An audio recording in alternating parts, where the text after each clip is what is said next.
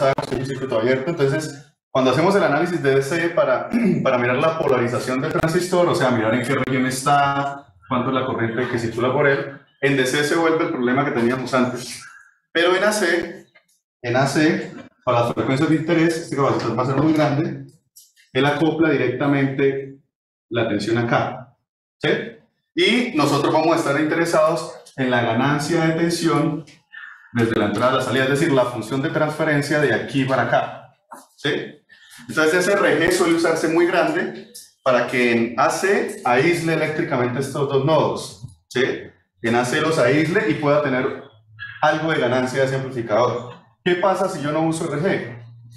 Si yo no uso RG quiere decir que yo estoy haciendo esto, lo cual se puede hacer desde el punto de vista de AC, pero no voy a obtener ganancia en ese amplificador porque cortocircuito directamente la entrada y la salida, entonces la ganancia es 1. ¿Sí? Entonces en este caso RG es un poco ese truquito para que en DC me permita polarizar el transistor y en AC me permita aislar eléctricamente esos dos nodos. ¿Sí? ¿Sí la vio, John? ¿Ustedes la vieron? Sí, profe. Listo. Bueno, ese RG tiene otras implicaciones y pues es una resistencia más. Cuando miremos las capacitancias del transistor, pues vamos a ver que genera algunos polos. Entonces es una manera sencilla de polarizar un dispositivo para después usarlo como amplificador y se suele usar ese RG bastante grande pues para que eléctricamente estén bastante aislados esos dos nodos y tengamos algo de ganancia de amplificación. Bien, entonces justamente hoy vamos a hacer esa pequeña introducción hacia lo que se necesita para poder pensar en algún tipo de amplificación con los dispositivos. Yo les dejaba una lectura rápida de análisis de pequeña señal, para allá vamos. Entonces, ¿qué sucede? Nosotros decimos que queremos primero que todo, queremos ubicar nuestro dispositivo en una región, vamos a tener una ID contra BGS, o podemos caracterizarlo también como ID contra BDS, ¿sí o no? Y teníamos que lo podíamos caracterizar de esta manera.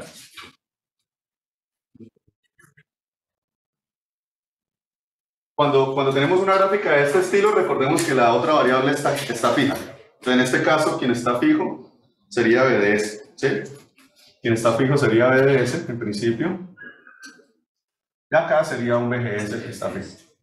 Entonces, nosotros decíamos que ubicábamos de alguna manera con el circuito externo, la curva del circuito externo, por allá vimos el ejemplo como con una resistencia de carga, y decíamos, ok, nosotros le definimos ese punto BGS0, o ese punto BGS1, o ese punto BGSQ, el punto de trabajo, que es el punto donde encendemos y estamos operando el transistor en DC, en ese punto quieto, BGSX, BGSQ, a veces sale la...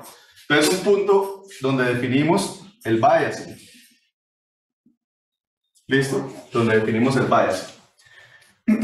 Y el circuito externo y lo que sea, pues para un valor de corriente particular, con el circuito externo vimos que también vamos a tener asociado un BDSQ, o sea, el punto de trabajo de nuestro dispositivo. Y eso se hace porque queremos hacer algo con los transistores. La primera función que vamos a ver pues es la amplificación, ¿sí? Porque vamos a construir nuestros op-amps con transistores. Bueno, antes de pasar allá, si nosotros nos fijamos en las ecuaciones que rigen a este dispositivo, así como las del BJT y las del diodo, nosotros tenemos ecuaciones no lineales. Y ustedes alcanzaron a ver algo por allá del modelo de pequeña señal. De pronto, por ahí les suena con el BJT y con el diodo, el modelo de pequeña señal. Antes de pasar formalmente a eso, pues vamos a discutir algunas cositas respecto a esas ecuaciones no lineales. Entonces, ¿qué es lo que sucede? Supongamos que tenemos un problema como el siguiente. ¿Sí? Recuerden que esto es un circuito no lineal. Entonces, supongamos que tenemos un problema. Y acá tenemos un circuito que de cierta manera logramos generar una polarización, sea como sea, una tensión allí, y esa tensión pues va a definir la corriente ID de operación.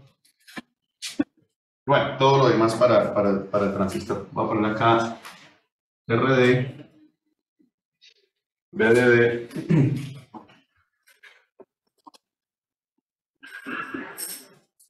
Ahí sí necesito que alguien me ayude con una calculadora. Entonces, supongamos que tenemos una condición inicial. Voy a modelar el circuito que logra polarizar el transistor. Lo voy a modelar, no quiere decir que aquí pongo una batería. Ya vimos que en realidad uno usa algún esquema de polarización. Y vamos a decir que aquí tenemos un voltio de polarización. O sea, VGS de trabajo, ¿cierto? VGS 0 es igual a 1 voltio. Y vamos a asumir que este transistor tiene las siguientes características. Vamos a decir que, mi sub n Cox es 100 microamperios sobre voltio cuadrado. Vamos a decir que W sobre L es 20 micrómetros sobre 0.5 micrómetros. VTH de 0.55 voltios. ¿Listo? Y vamos a decir que está trabajando con un RD de 1 kilo ohm y que VDD es 3 voltios, por poner un ejemplo. ¿Sí? Por poner un ejemplo. Bien. Entonces, ¿qué teníamos que hacer? Pues solucionar el DC, es decir, utilizar las ecuaciones no lineales del circuito. Acá decíamos, lo más fácil es asumir que saturación y revisar qué sucede. Entonces, asumiendo saturación para solucionar este problema, tendríamos de una vez que la corriente está dada por qué valor. De 1 a 2. Entonces, ID sería igual a, bueno, voy a escribirlo acá mientras ustedes me colaboran. Entonces, mi sub n Cox W sobre L VGS menos VTH al cuadrado, y omito, sabiendo que estoy cometiendo una imprecisión. Voy a omitir aquí el efecto de error, ¿cierto? Que aplica el DC de la modulación de canal. Bien, reemplazando, ¿cuánto nos da? Y de 405 microamperios. 405 microamperios. ¿Así? ¿Punto qué? No, pero 405, ¿así? Exactico. Ok. Vale, listo. 405 microamperios. Bien. Eso quiere decir que esta tensión BDS del transistor aquí es igual. El BDS, ID circula a través de RD, genera esta caída de tensión. BDS va a ser igual a VDD menos ID por RD, ¿sí o qué? O sea, A3 menos 0.405 milis por 1K. O sea, menos 0.405. O sea, 2.505. ¿Cuánto da exactamente? 2.595. Eso, 595. 2.595 voltios. Listo. Entonces esto ya nos deja tranquilos porque VDS es mayor que VGS. Pues por ende, mayor que VGS menos VTH. Entonces este es mayor que VGS de operación, que es 1 voltio, menos VTH. ¿Está claro? Por lo tanto, esta suposición estuvo correcta. Les decía, un tip para resolver DC es ignorar el efecto de modulación de canal. Y otro tip para resolver DC que acá no hemos... o sea, probablemente ustedes cuando resuelvan ejercicios en las tutorías o en sus horas de trabajo independiente, cuando les salgan las cuadráticas de triodo, hagan este cambio de variable y trabajen con V over drive al cuadrado. ¿Sí? trabajen con V verde cuadrado. Y luego si despejan VGS. Con V verde cuadrado les da más rápida la solución, porque si el V verde da negativo, ya de una vez es la solución que no funciona. ¿Sí? Recuerden que en la cuadrática bota dos soluciones. Una sirve, la otra no. Entonces, bien. Bueno, ese está sencillo, listo. Está en saturación, no hay ningún lío. ¿Qué pasa? ¿O qué debo hacer?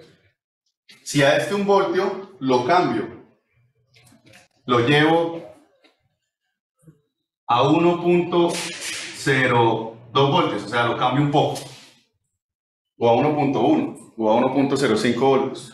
¿Qué debo hacer para solucionar el problema? Pues repetir el mismo proceso. Repetir el mismo proceso, solo que pues voy a estar cambiando este valor. ¿Sí? O sea, debo solucionar el sistema otra vez. ¿Sí? Y acá con un transistor, y así tan fácil, donde ya está impuesto 1 voltio y demás, esto no parece tan descabellado repetirlo, pero en un circuito con varios transistores, es decir, en un circuito como los que les mostraba en la introducción al curso, que tiene muchos transistores, pues lo que tenemos no son ecuaciones cuadráticas y ya, lo que tenemos son sistemas por resolver, ¿sí? Y esos sistemas se vuelven más tediosos cuando, por ejemplo, tenemos que reconsiderar ese nuevo planteamiento, ¿sí? ¿Y por qué deberíamos hacerlo? Porque recuerden que, como iniciamos inclusive con el ejemplo que mencionaba John, nosotros vamos a querer usar estos dispositivos para procesar señales, ¿sí? Para procesar señales. Entonces, por ejemplo, supongamos, entonces vemos que si hacemos este cambio acá, vamos a decir que, ok, tenemos 1.02, ¿cuánto nos daría con 1.02? ¿Cuánto cambiaría? O sea, para esta nueva condición, y D, entonces exactamente lo mismo, excepto que acá cambiamos 1 por 1.02. ¿Cuánto daría esa nueva condición? 441.8. 441.8 microamperios. O sea, cambió nuestra corriente. Bueno, ya es fácil ver que esto no va a cambiar tanto el BDS, o sea, va a cambiar, pero no lo va a sacar de saturación. Cambió nuestra corriente casi que 40 microamperios, ¿sí? Por este cambio de alrededor de 20 milivoltios. Fue el resultado final de hacer otra vez. Entonces recuerden, acá, porque es un solo transistor, sencillo, pero si yo tengo un sistema de ecuaciones, no es tan trivial. Entonces, ¿qué sucedería si nosotros queremos usar a este señor y de alguna manera logramos inyectar una señal? O sea, tenemos esto bien polarizado, ¿cierto? Tenemos esto bien polarizado y de alguna manera inyectamos acá una señal sobre ese nivel de polarización y empezamos a modular toda la tensión que está aquí. Entonces, para ilustrar el ejemplo o ilustrar el problema que les quiero plantear, es el siguiente. Supongamos que, de alguna manera,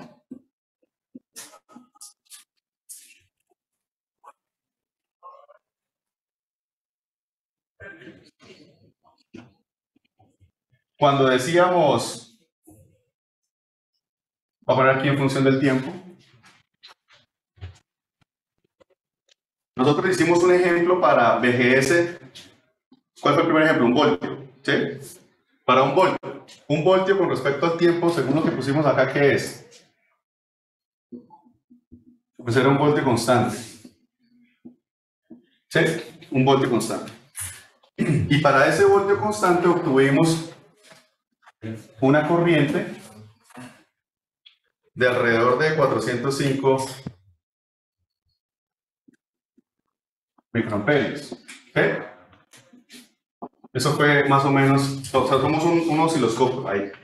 Bien, luego se cambió a 1.02 y obtuvimos otra respuesta, ¿sí? O sea, hicimos un paso y demás. Supongamos ahora que yo lo que tengo es una señal, por ejemplo, que viene del corazón y quiero procesar esa señal. Quiero amplificarla, quiero hacerle más cosas. Claro, aquí este circuito todavía es muy sencillo, pero el punto es, quiero procesar una señal. ¿Sí? Y así es como se procesa en electrónica. Son dispositivos y haciéndole cosas. Entonces, si yo tengo una señal del corazón, voy a super simplificarla, pues empecemos con una fácil. Supongamos que yo tengo una sinusoidal en torno a ese nivel de polarización. ¿Sí? ¿Qué pasó? Bien, gracias. Entonces tengo una señal en torno a ese nivel de polarización. Entonces supongamos que está centrada en un voltio, ¿cierto? Y el segundo ejemplo fue, ¿qué? 1.02. Supongamos que el pico era 1.02 voltios, 1.03, 1.5, 1.1, bueno, no importa. Lo que interesa es que la señal está cambiando continuamente en todo el tiempo. ¿Y eso qué problemas trae? Que nosotros, con los dos ejemplos que hicimos, solucionamos el problema para este punto, para este punto, para este punto, y así sucesivamente. Y vamos a asumir que los picos siempre son eso, y para este punto.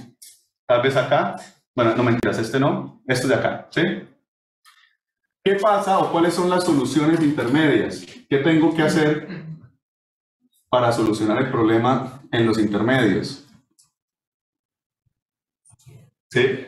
¿Qué tengo que hacer para...? Pues tengo que solucionar todos esos valores en todo el tiempo. Básicamente eso es lo que estamos haciendo.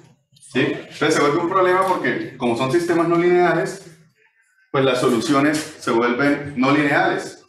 Y de ahí nace la necesidad de generar el modelo de pequeña señal. Entonces acá voy a utilizar de nuevo este gráfico para ilustrar el problema que estamos teniendo acá.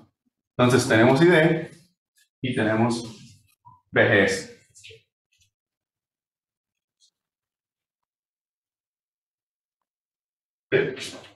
En una gráfica de ID-VGS, el primer VGS de un voltio lo pusimos acá.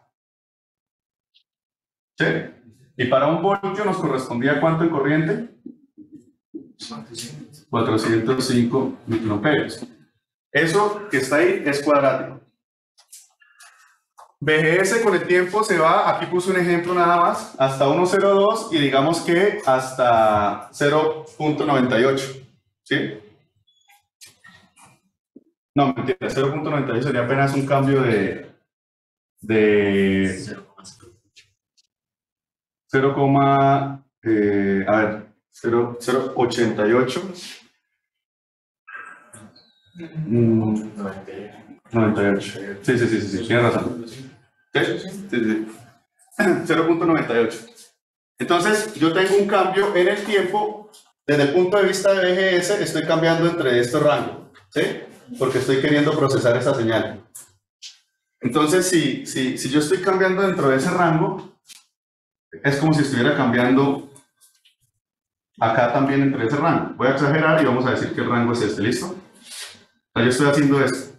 Al transistor le estoy cambiando su punto de trabajo en torno al punto de trabajo inicial con una señal de este estilo. Entonces, ¿las soluciones cuáles son? Pues recaen en este punto, ¿sí? Recaen en este pedazo de curva. Todas las soluciones de corriente recaen en ese pedazo de curva. Entonces, de una vez, ya sabemos que esta de acá, ¿cuánto da? Daba 400.8 microamperios. Bien, y esta pues habrá que solucionarla. Y todas las soluciones recaen sobre ese punto. Esto es desde el punto de vista gráfico. Nuevamente, ¿cómo hacemos para solucionar cada una de esas soluciones? Para encontrarlas, perdón, pues resolviendo el sistema. ¿Cómo lo hacemos más fácil, más rápido, intuitivamente y podemos diseñar circuitos de tal manera que podamos manipular estos cambios más fácil y más efectivamente haciendo una linealización del sistema en torno al punto de operación? Esa es la solución, ¿sí? O sea, una expansión de Taylor o algo similar. Una linealización. ¿Qué es la linealización? Por eso es tan importante el punto de trabajo. El punto de trabajo o la polarización es este señor de acá, este punto. Y yo aproximo la curva no lineal con una recta en torno a ese punto de trabajo. Es decir, yo obtengo aproximaciones dependiendo del punto de trabajo. Si el punto de trabajo es un voltio, lo que vamos a hacer es simplemente aproximar ¿Cómo se aproximaba? ¿Recuerdan la recta tangente, la linealización de Taylor? Entonces, aproximo en torno a ese punto de trabajo mi circuito no lineal con una línea recta. ¿Sí? Y acá es bien importante el concepto porque voy a intentar hacer un zoom. Entonces, bien, ¿qué es lo que estoy diciendo con esa curva de allá? Entonces voy a enfocarme nada más en este pedacito de curva, ¿sí? En ese pedacito de curva que está acá. Acá. Eso lo llevo para acá. Entonces lo que estoy diciendo es que algo que estaba así, ¿cierto? Tengo mi punto de polarización centrado más o menos por donde va a estar ocurriendo la variación y lo aproximo. Vamos a decir que esta es una recta. ¿Sí? Esto es una línea recta.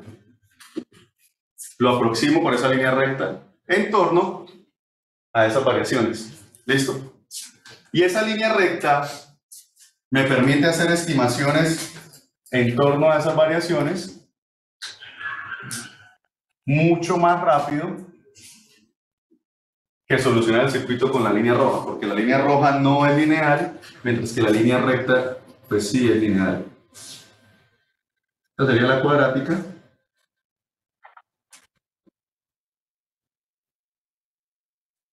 Y claro, entre más, vamos a decir, amplia sea esa variación, pues tenemos mayor error, porque las aproximaciones, ¿cuáles van a ser?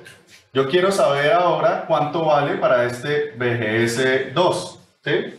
Ese BGS2 se ha desviado este delta de T, perdón, delta de B, del punto de polarización, ¿sí? Con el método tradicional yo tendría que solucionar la ecuación no lineal. Con el método de aproximación, lo que hago es multiplicar este delta de B por la pendiente y obtengo de una vez el valor aproximado, que sería este punto negro. ¿El valor aproximado de quién? De la corriente. ¿Y cuál es el valor real? Está un poquito más arriba. Es la roja. Si me alejo más del punto de polarización, más error tengo. Si mantengo la señal, entre comillas, pequeña, pues menos error tengo. ¿Sí? Este pedacito de error que tenemos se ve compensado con lo rápido que podemos solucionar circuitos utilizando esa aproximación lineal. ¿Sí? Estamos más o menos con la idea de la linealización, que es lo que nos está resolviendo. Entonces, si yo puedo linealizar esto, encontrar una pendiente para encontrar el cambio o el delta, esto al final viene siendo un ¿qué? Un delta I, ¿sí? Yo podría coger simplemente el delta B o el delta B, miren que aquí ya nos interesa solo deltas o cambios, ¿cierto? Lo multiplico por esa pendiente y obtengo un delta I, ¿sí o no? En esta curva que estamos hablando, que fue el ejemplo que pusimos acá, ¿cuáles eran las variables? Y D contra BGS, ¿sí? Asumiendo que está en saturación. Bueno, entonces, ¿cómo encontré yo el delta I? ¿A qué dijimos que era igual? A la pendiente por el delta B.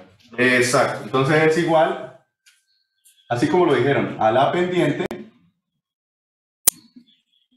multiplicado por ¿qué? Por el delta B. Por el delta B. ¿Y qué es la pendiente? Entonces la pendiente, en este caso, ¿a qué es igual? No, la pendiente, ¿a qué es igual funcionalmente hablando? Delta, pero una pendiente... delta I sobre delta V. Sí, pero recuerden la definición inicial. Esta recta, ¿dónde la saqué? Como la pendiente, ¿en qué punto? En el punto de operación de una función que conocemos. La derivada. Exactamente. La derivada de ID con respecto a BGS en ese punto de polarización. Como ID depende también de BDS, de BTH y tal, pues estamos hablando es de una derivada parcial. Esa es la única diferencia. Entonces, la pendiente es igual a la derivada parcial de I D contra la derivada parcial de VGS. ¿Sí? Cuando VGS es constante, pues por eso es parcial. Listo. Esta pendiente particular de este ejemplo, entonces, si yo cojo delta de I por esa pendiente, evaluada en el punto de operación, ¿cierto?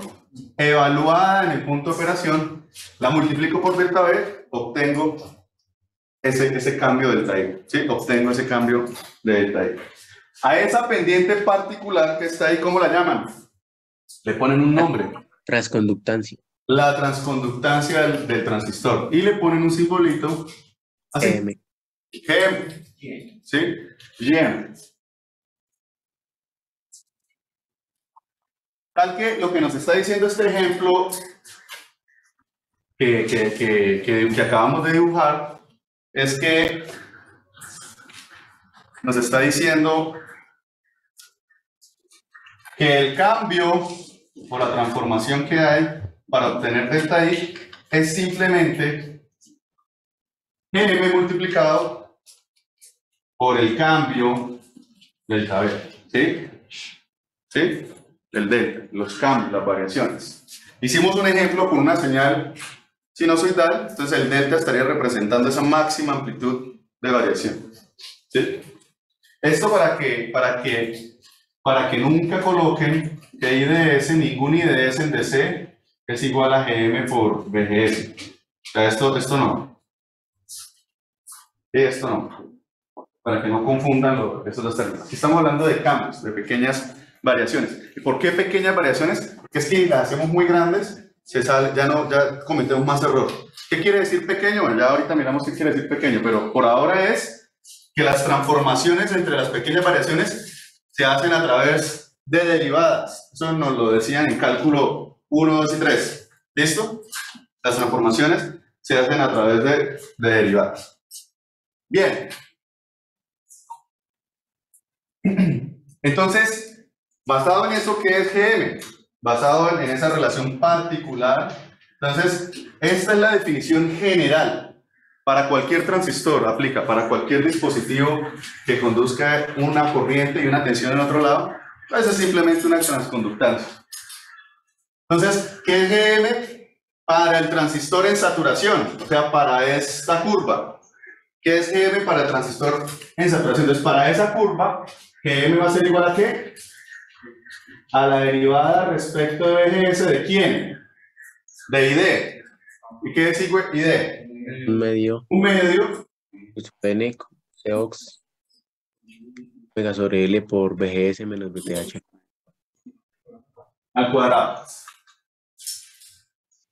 Y entonces GM, para este caso particular, recuerden que en el bipolar era diferente, ¿no? En el bipolar nos daba la corriente de colector sobre el voltaje térmico. Acá nos da otra cosa, porque esto ahora es un monstruo. ¿Qué nos queda? Acá está la X, baja el 2, etc. Entonces simplemente un sub N. Omega sobre L. Ajá. Y el exponente se va y ya. Ya, nos queda eso de ahí. ¿Sí? Nos queda eso. Miren que GM es funcional también. ¿Funcional qué quiere decir? Que es función de la polarización. ¿Sí? Es función de la polarización. Listo. Listo. Bien. ¿Cuánto da para el ejemplo el GM en el punto de polarización de 1 voltio? Entonces, vuelven y me ayudan, por favor. Para el ejemplo, ¿cuánto da GM? Cuando VGS es igual a 1 voltio, o sea, nuestro punto de polarización es 1 voltio.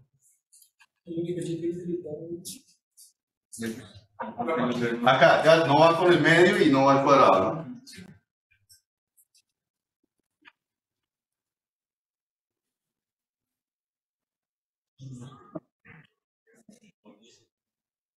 ¿Cuánto da? 1.8 mil. 1.8 milis. Fue 1.8 milis.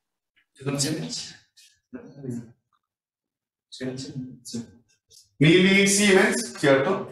O miliamperes por sobre voltio. ¿Sí? 1.8 milis, 1.8 por 10 a la menos 3, ¿sí? Bien, entonces hagamos el experimento, esto multipliquémoslo por el delta B, es decir, hagamos nuestra aproximación, delta I igual 0.0. multiplicado por 20 milivoltios, creo que era el 20 milivoltios, 1.02, creo que era el, ¿sí? Son 36 micro. 36, listo, 36 microamperios, ¿sí? Listo. A 400.05, súmele 36.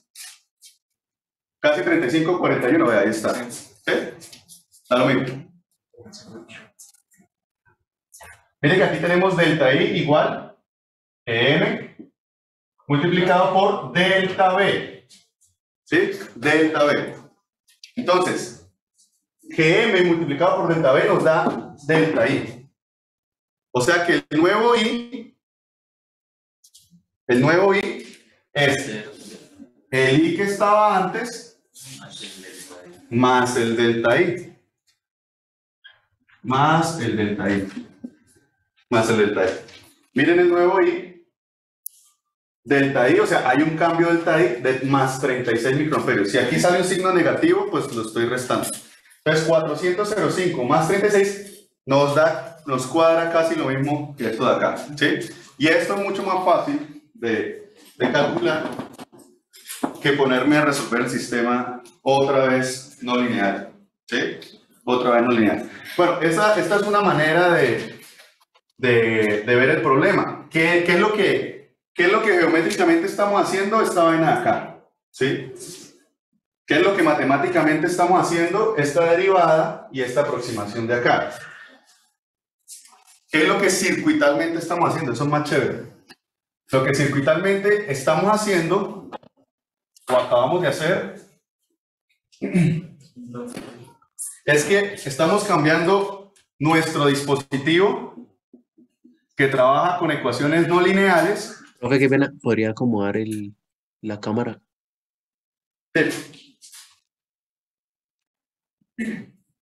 Gracias. Estamos cambiando nuestro dispositivo y miren que cuando hicimos ese cambio, a la final nos interesan son los deltas.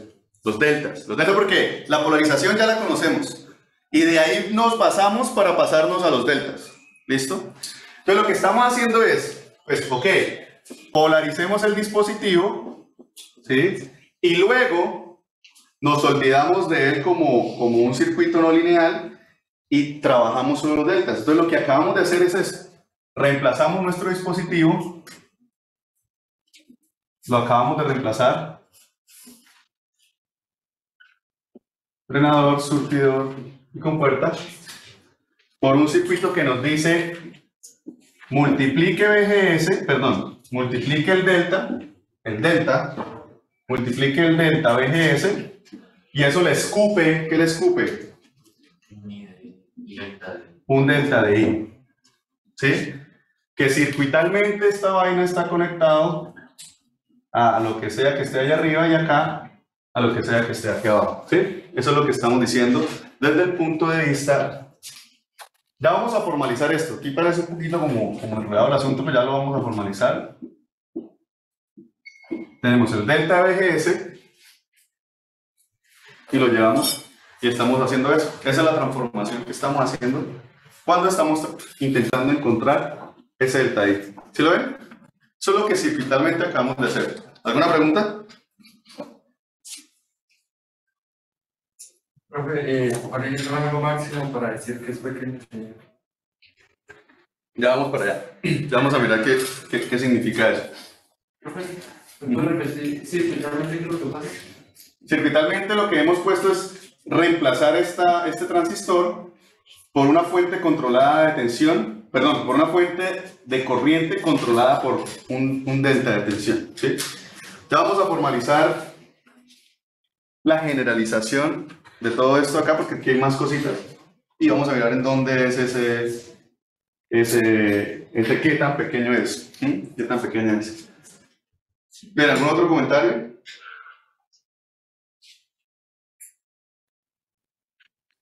¿Y está claro la idea de intentar cambiarlo a solucionar cosas que se meten con líneas en vez de cuadráticas? Este es el ejemplo básico y vamos a generalizar la discusión.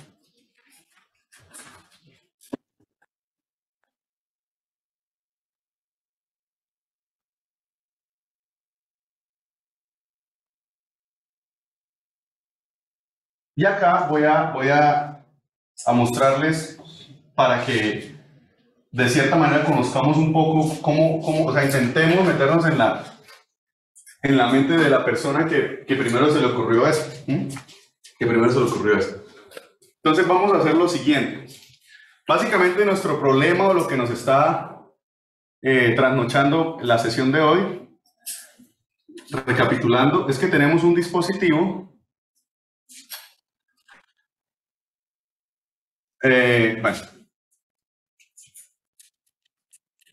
al que polarizamos en un punto BGS0, vamos a decir, ¿sí? En un punto BGS0, que acá el circuito externo, bueno, lo que sea, nos va a generar, o vamos a tener también un BDS0, ¿sí? Recuerden, la polarización pues implica definir ya sea con un circuito de más y que nos responde, ¿cómo nos responde el transistor? Con un IDS0 o de polarización. Generalmente pues vamos a entender que estamos en la polarización. Eso es lo que tenemos, esa es la polarización, este es el bias. ¿Sí? Pero luego nosotros tenemos que este IDS de manera general es una función ¿de quién? De BGS, de BDS y de BSB. No, en términos de variables del circuito, ¿sí? Acá incluimos el efecto de modulación de canal, acá incluimos el efecto cuerpo. O sea, ya estamos generalizando la vaina. O sea, es una función f de x de w. O sea, tenemos z igual a f de x de w, como para que nos acordemos ahí de la noche. Bien, listo. ¿Qué es lo que le estamos haciendo al sistema? Al sistema, este circuito y los demás, perdón, este dispositivo y los demás transistores van a estar metidos en un circuito que va a tener señales, porque es que vamos a procesar señales, los filtros, las comunicaciones, la amplificación, el ruido, el audio, lo que sea. Son señales, los sensores son señales eléctricas. Y las señales, para que lleven información, deben cambiar con el tiempo. Entonces, esta vaina va a tener cosas que cambian con el tiempo. Y por ende, de cierta manera, cada transistor va a experimentar alguna variación de cada una de esas señales. ¿Listo? Entonces, la primera que vimos fue, si tenemos un punto de polarización BGS0, ¿qué pasa? Desde el punto de vista circuital, no, hagámoslo primero por este lado. ¿Sí? Si tenemos IDS igual, etcétera, un Z FXYZ, de manera general, ¿qué pasa si tenemos un cambio en BGS? ¿Qué pasa? ¿Sí? ¿Cómo se ve ese cambio? ¿Cómo se ve afectado o a qué es igual ese delta de IDS? ¿Sí? Ya lo vimos. Ese fue el ejemplo que hicimos. Y de manera general, ¿qué pasa si tenemos no solamente esos cambios de BGS, sino también cambios de BDS o cambios de BSB? Aquí puse BSB igual a 0 a propósito, pero no nos va a cambiar para nada las conclusiones que vamos a tener. ¿Cómo cambia? O sea, yo la pregunta que estoy haciendo es, ¿cómo cambia? ¿Cuál es el delta Z?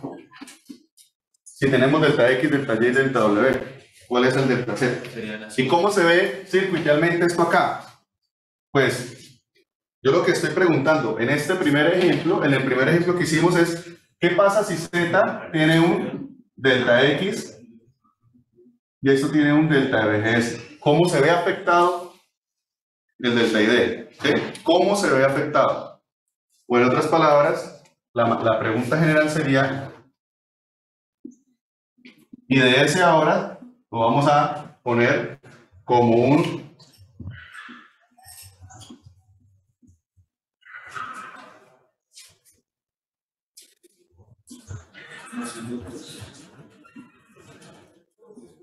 ¿qué pasa si IDS le agrego una variación en BGS, pero también una variación en BS, pero también una variación en BC? ¿Qué pasa? ¿A qué es igual? O sea, esto lo podemos de cierta manera aproximar por cálculo con una expansión de Taylor en el punto de polarización. O sea, estamos extrapolando los resultados anteriores. Le estamos diciendo que esto va a ser igual a un IDS, perdón, esto va a ser igual, ¿cómo queda la expansión en tres dimensiones? Entonces queda la función que estaba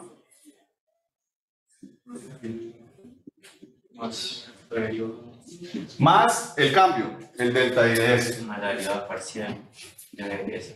Listo. O sea, lo que tenemos es que la función original con esos cambios, pues ilustro acá en nuestro ejemplo simplificado, BGS más delta BGS sería nuestro BGS total. Es como si tuviera acá un delta de BGS. ¿Estamos? El BGS total es delta de BGS más BGS de polarización. El BDS total, lo mismo. Delta de BDS. Y entonces la corriente total es la de polarización más el delta. Más, entonces la de polarización más el delta. Listo. Ahora sí.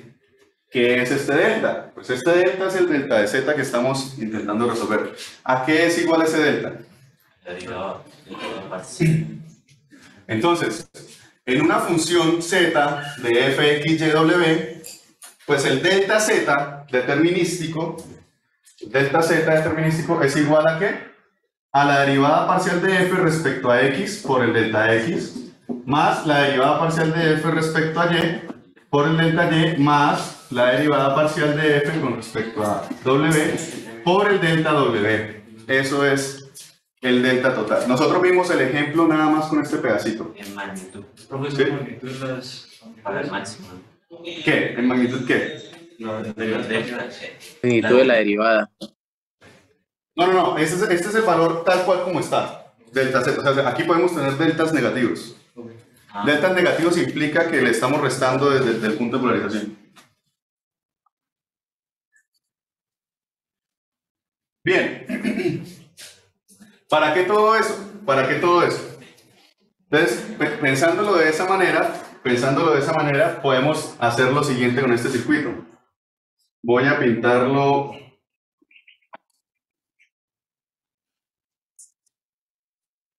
Voy a redibujarlo acá.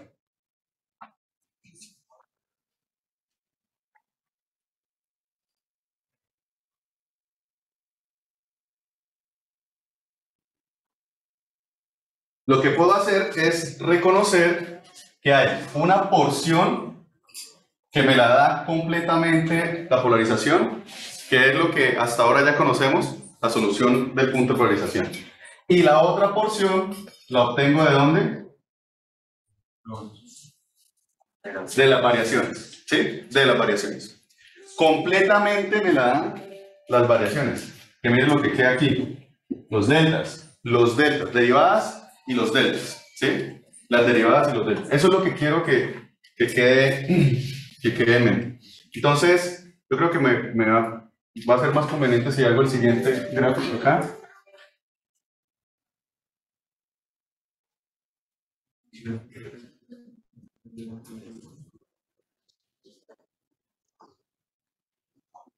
Entonces, la aproximación que vamos a hacer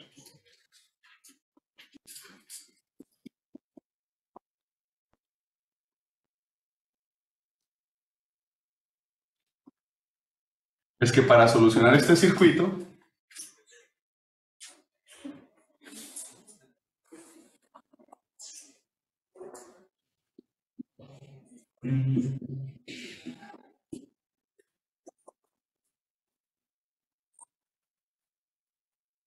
yo al final lo que obtengo es un IDS más un delta de IDS. Y yo lo puedo obtener si sumo los resultados de dos cosas por separado.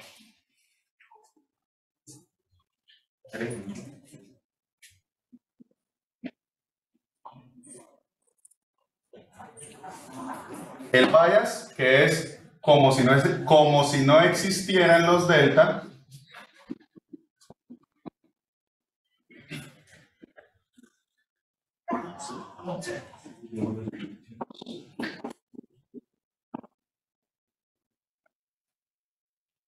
porque miren que el bias me da la corriente, esa componente de bias, pues me da esta corriente de bias, que está acá.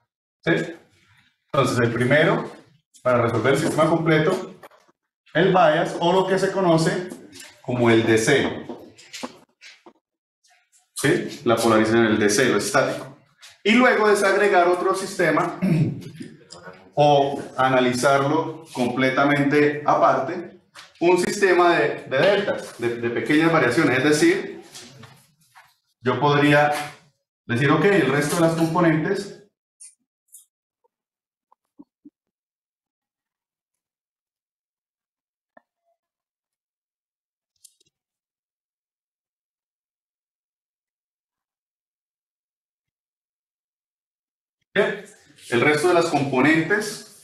Le falta el delta de...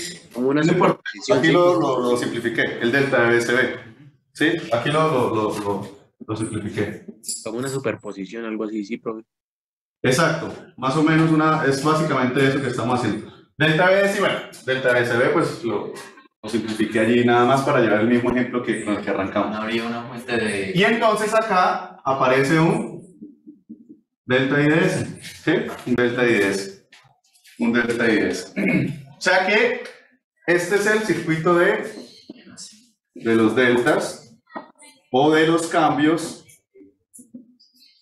o del AC de las variaciones. ¿Sí? De las variaciones, solamente asociado a las variaciones.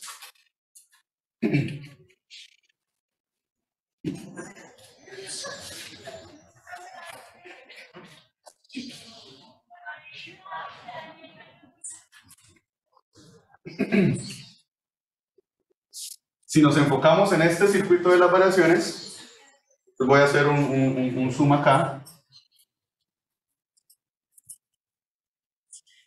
Tenemos el drenador, por aquí va a estar el surtidor, acá va a estar la compuerta.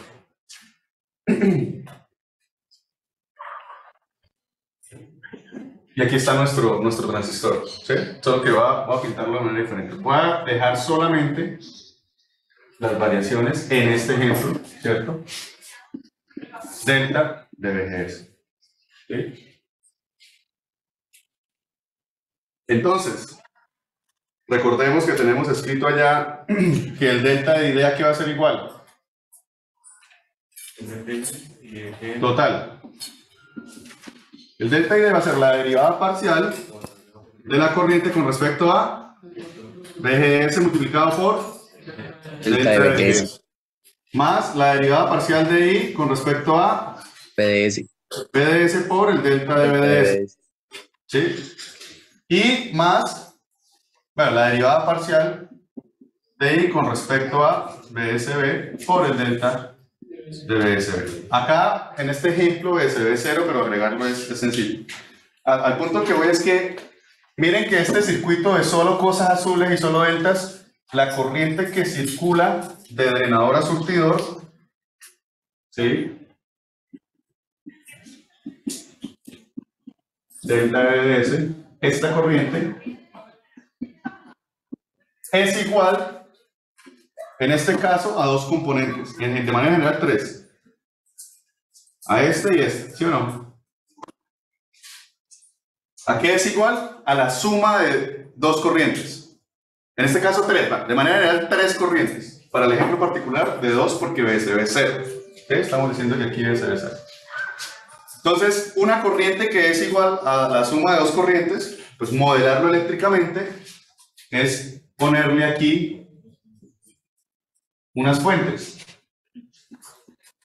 ¿Sí? Es ponerle ahí unas fuentes. Donde la primera fuente aquí es igual. ¿A qué es igual esta fuente? La derivada de I de E con respecto a BGS por el delta BGS. ¿Sí? Esta fuente es la derivada de I de S con respecto a BGS por el delta de BGS. ¿Y esta de acá qué es igual? A la derivada de I con respecto a BGS por el delta de BGS. Fácil. Y si le agrego la otra rama allí. Pero este ya lo vimos. ¿Cuál es esta derivada? Esta de acá. GM. Esta la llamamos GM por el delta de BGS. ¿Sí? GM por el delta de BGS. ¿Dónde está el delta de BGS? Aquí está. Es esta misma tensión. ¿Sí? Esa misma tensión. Y ahora tenemos esta otra derivada de acá. ID con respecto a BDS. Vamos a reescribirlo de otra forma que sea más fácil. ¿Qué es la variación de I con respecto a BDS? ¿De qué curva estamos hablando?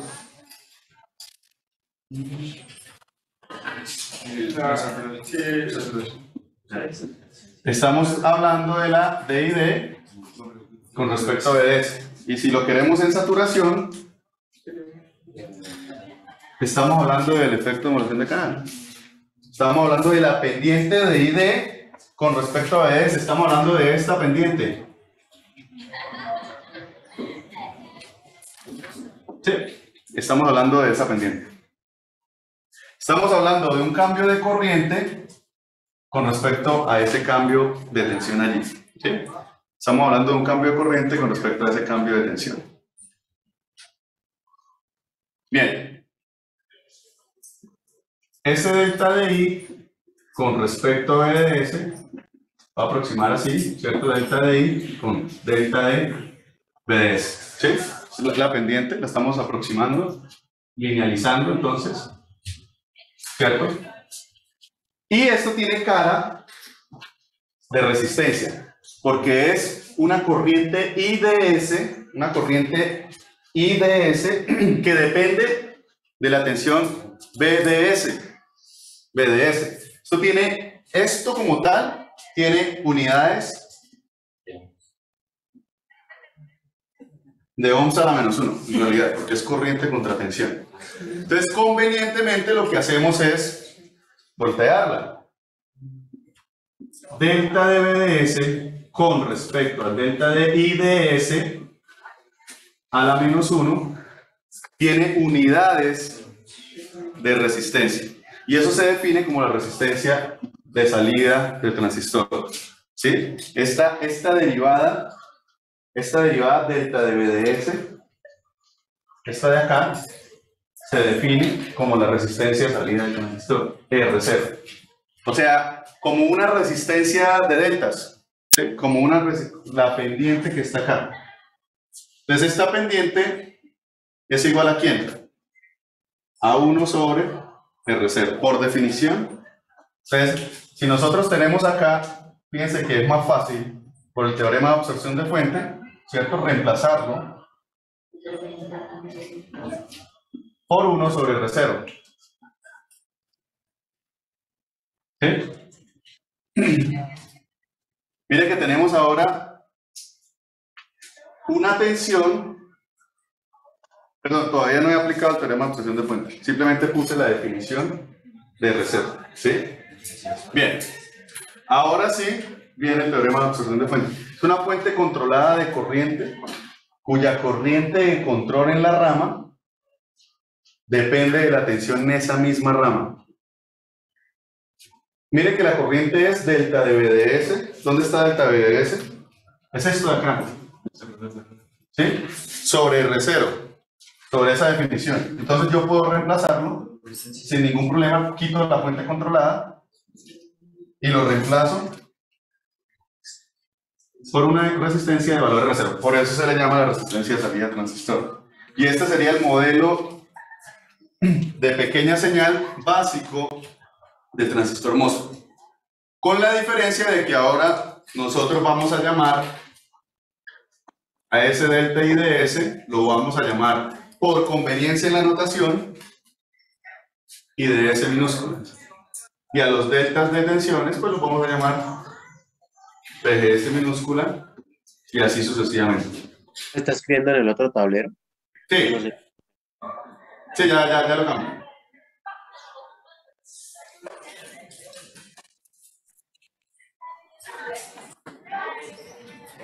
Simplemente por notación, para que no tengamos como ese ruido del delta, sino decir, ok, listo, estos son variables de pequeña señal, en el mundo de la pequeña señal, o small signal, la llamamos IDS, BDS minúsculas, DGS minúsculas. ¿Sí? La llamamos de esa manera. ¿Para qué? Pues simplemente para trabajar más cómodos desde el punto de vista notacional. O sea, desde el punto de vista de notaciones, lo que hacemos es trabajar más cómodos y reemplazamos nuestro transistor inicialmente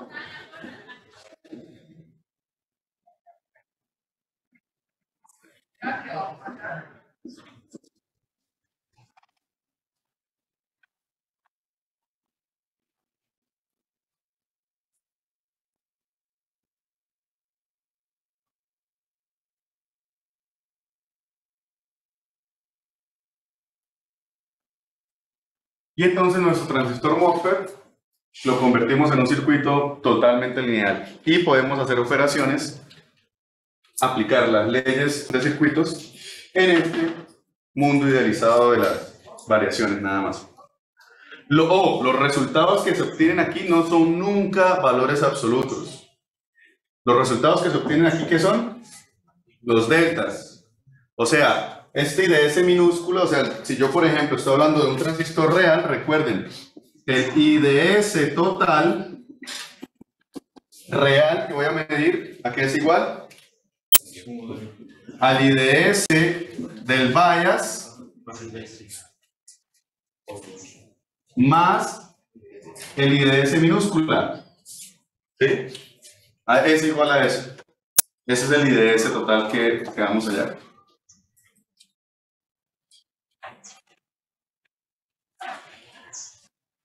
Profe, una pregunta. ¿Sí? Bueno, ahí como el tercer término de nuestra aproximación era cero, bueno, ahí no, ahí es como si fuera un circuito abierto, pero si lo tuviéramos, ¿cómo sería? ¿También como otra resistencia? Listo, entonces no. No, porque es una corriente que depende de una tensión en otro lado. Esta es la resistencia porque es una corriente que depende de la tensión que la atraviesa. ¿Sí? Si vamos a utilizar el término adicional, bueno, ese no hay ningún lío. Simplemente, si el cuerpo está conectado en alguna otra parte, pues agrego ese nodo, lo conecto, ¿cierto? No sé dónde está conectado, lo voy a dejar acá explícito. Este es el cuerpo, ¿sí? Y existirá entonces una tensión BBS que cuando haga la derivada y demás me va a dar aquí una fuente adicional. Y acá vamos a ver que aparece la derivada parcial de f respecto a etcétera. Al hacer todo el desarrollo podemos asociar en la lectura esto que les envié se especifica más detalladamente, pero a la final lo que nos interesa es que podemos asociar otra transconductancia. Una transconductancia de cuerpo, GMB, que multiplica a ese potencial BBS. A ese potencial BBS. ¿Sí? Y ahí quedaría entonces lo que se conoce como, este sería lo que se conoce como el modelo de pequeña señal a bajas frecuencias.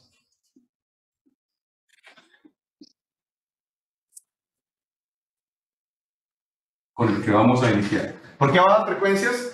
Porque si esa señal que introducimos allá, pues cambia, va a muy alta frecuencia, tenemos que incluir aquí los fenómenos capacitivos que todavía no hemos discutido, ¿sí? Para que tenemos que completar el modelo, o sea, el modelo todavía falta completarlo, pero será allá en nuestra revisión de la respuesta en frecuencia cuando lo completemos. Por ahora, este modelo va a ser suficiente para las etapas de amplificación que vamos a definir y para la banda de interés donde van a estar trabajando nuestros amplificadores. Más adelante completaremos el modelo con las capacitancias adicionales para ver hasta qué ancho de banda podemos llegar con cada una de las configuraciones. Entonces este sería nuestro modelo de pequeña señal para nuestro MOSFET.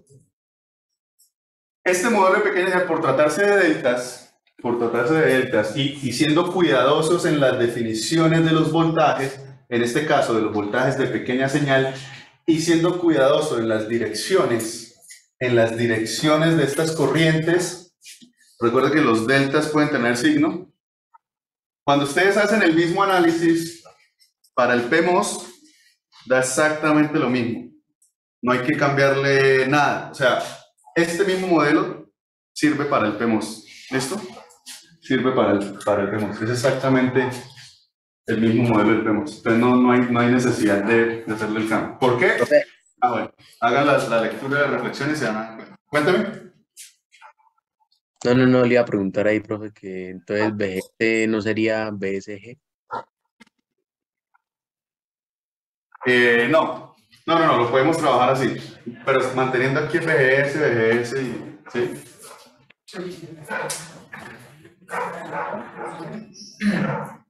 ¿Alguna otra pregunta?